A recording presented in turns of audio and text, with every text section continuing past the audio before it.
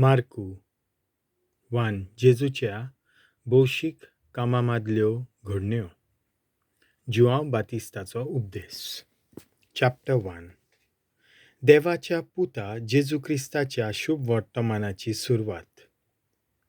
अशें इजायास प्रवाद्याच्या पुस्तकार बरयलेलें आसा. पळय, तुजे फुडें हांव म्हज्या दुताक धाडटां.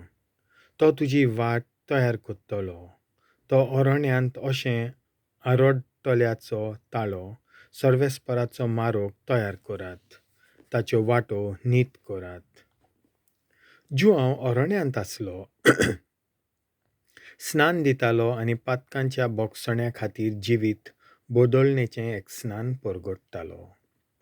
आख्ख्या जुडेयाच्या प्रांतांतलो आनी जेरुजाल्याचो सगलो लोक ताचेशी वेतालो आनी आपूण पातकी म्हूण वळखून घेवन जॉर्डन नदींत ताच्या हातांतलें स्नान घेतालो. जुआंव उंटाचे ल्हवेचे आंगावेलें न्हेसतालो आनी पेंगटाक चामड्याचो एक पट्टो बांदतालो आनी तोळ आनी रानवट म्होंव खावन जियेतालो. आपलो उपदेश दितना तो अशें म्हणटालो: म्हजे फाटल्यान म्हजेवन बोलवंत कोण एकलो येता, सरपट पडून ताच्या वाणांची वाडी सोडूंक म्हाका फावना. हांवें तुमकां उदकान स्नान दिलां खरें, पूण तो की तुमकां पवित्र आत्म्यान स्नान दितलो. जेजूचें स्नान. आनी त्या दिसांनी अशें जालें. गालिलियाच्या नाजारेता थावन जेजू आयलो आनी जुआंवान ताका जॉर्डनांत स्नान दिलें. आनी उदकांतलो वयर सरना फुडें सर्ग उक्तो जालो आनी पवित्र आत्मो पारव्याच्या रुपान देंवून आपणाचेर थारलोलो जेजून देखलो. आनी सर्गार थावन अशी जाप जाली: तूं म्हजो पूत सगले अपुरबायेचो. तुजेर आसा म्हजें दादोसपण. अरण्यांत क्रिस्ताची परिक्षा. मागीर रोखडोच पवित्र आत्म्यान ताका भायर काडून व्हरून अरण्यांत पावयलो आनी 40 दीस तो अरण्यांत रावलो आनी सैतान ताची परिक्षा कोत्तालो. जनावरां बरोबर थंय तो रावलो आनी देवदूत ताची सेवा कोत्ताले. 2. गालिलियांत जेजूचें मुनियारपण. जेजू देवाची राज्याची परगटणी सुरू कोत्ता. जुआंवाक धरून कैदी केल्या उपरांत जेजू गालिलियाक गेलो आनी थंय देवाच्या राज्यांत शुभ वर्तमान अशें परगटूंक लागलो. नेमलोलो काल बोल्लो आनी देवाचें राज येवचें जालें. जिवीत बदलात आनी शुभ वर्तमान मानून घेयात. जेजू चौगां खारव्यांक आपयता. एकदां तो गालिलियाच्या दोर्याचे देगेच्यान चलत वेतालो. त्या दोर्यांत सिमांव आनी ताचो भाव आंद्रे पागेरां मागताले. कित्याक ते खारवी आसले.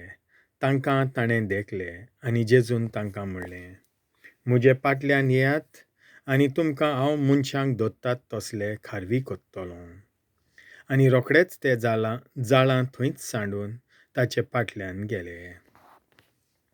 आनी थंय थावन मातसो फुडें वचून जेबेदेवाचो पूत जाकोब आनी ताचो भाव जुआंव ओड्ड्यार रांपणी सारक्यो कोत्ताले ते ताणें देखले. आनी रोखडेच तांकां आपयले आनी जेबेदेवाक आपल्या बापायक मानायान बरोबर ओड्यार सांडून ते ताचे फाटल्यान गेले. देंवचार बसलोलो मनीस. ते कापेरनावाक गेले आनी रोखडोच सोनवारा दिसा देवस्थानांत भितर सरून तो तांकां शिकोवंक लागलो. आनी ताचे शिकवणे विशीं लोक अजाप जातालो. कित्याक धर्मशास्त्र्यां भाशेन न्हय, पूण अधिकार आसलोले परी तो तांकां शिकयतालो. त्याच वेळार मेळ्ळो आत्मो बसलोलो एक मनीस तांच्या देवस्थानांत आसलो. आनी ताणें बोब मारून म्हणलें: नाजारेतच्या जेजू, आमचे कडेन तुका कसलें काम आसा? आमचो भस्म करूंक आयलाय कितें? तूं कोण तो हांव जाणो, देवाचो पवित्र भक्त. पूण जेजून ताका धमकावन म्हणलें: ओगो राव आनी ह्या मनशा वेळो भायर सर. आनी मेळो आत्मो ताका फडफडावन आनी मोठी बोब मारून ताचे वेळो भायर सरलो.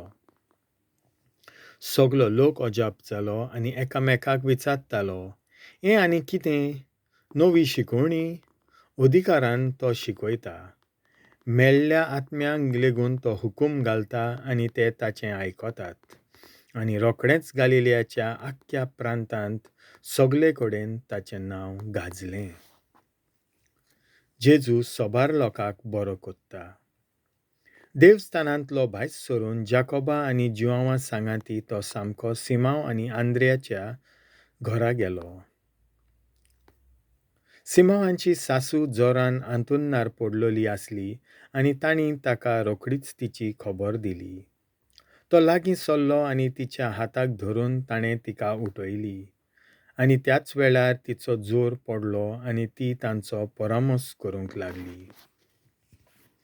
सांज जातोच धीर धारीर पडल्या उपरांत सगळ्या वायटाकारांक आनी देंवचार बसलोल्यांक ताचें सोंशें हाडली. ताच्या दारार नगरभर लोक जमून खेत जाली. आनी जिन्सां भासांच्या खूब बोडलीकारांक ताणें बरीं केलीं. जायते देंवसारूय काडले, तरी आपूण कोण तो तें जाणो आसले देखून तांकां तो उलोवंक दिनासलो. जेजू गालिल्यांत उपदेश दिता.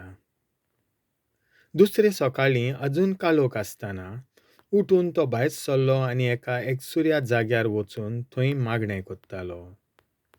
सिमांव आनी ताचे सांगाती ताका सोदूंक गेले आनी तो मेळटोच तांणी ताका म्हणलें, सगलो लोक तुका सोदता.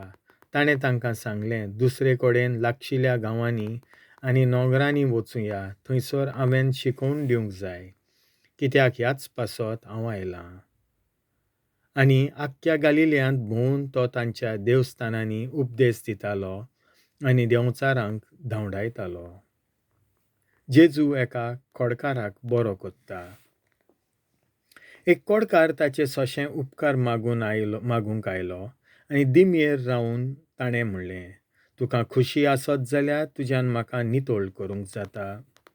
ताचे चुचुरे धरून जेजून आपलो हात विस्तारलो आनी तो ताका लावून म्हणलें, हय, म्हाका खोशी आसा, नितोळ जा. आनी अशें म्हणना फुडें ताचें कोड नाच जालें आनी तो नितोळ जालो.